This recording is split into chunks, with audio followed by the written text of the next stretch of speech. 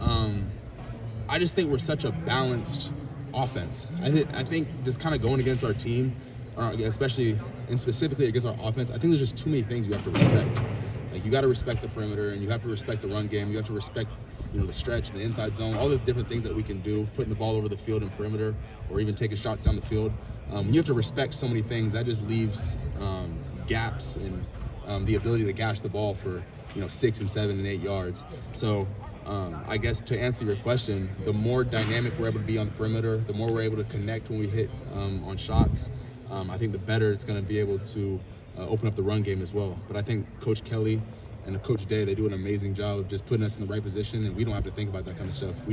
Our whole mindset is 4 to 6 A to B +2 to play as hard and as violent as we can, and we'll look up at the scoreboard at the end of the game and see where we are. Is that balance the best you've had since you've been here? Like, how would you, characterize the balance you're talking about? Yeah, I just think, I don't know, I don't want to, sum up, I don't want to compare, but I think we're just a very balanced team.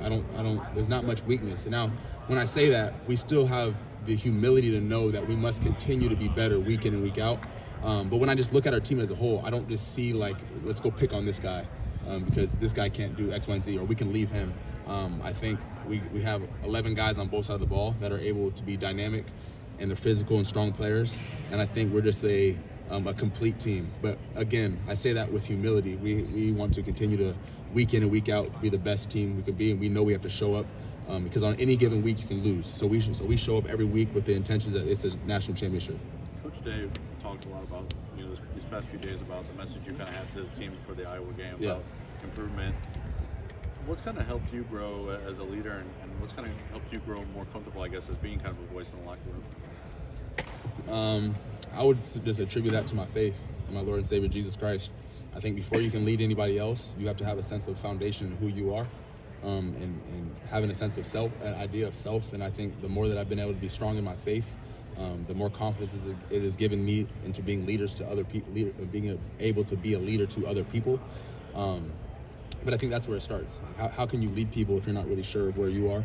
And then also when it comes to practicality of football, I think the more you have an understanding of the offense and the more veteran you are in this offense, the more that you know, the more ability you can then hand knowledge to the next group of younger guys coming behind you. And so that all helps with leadership.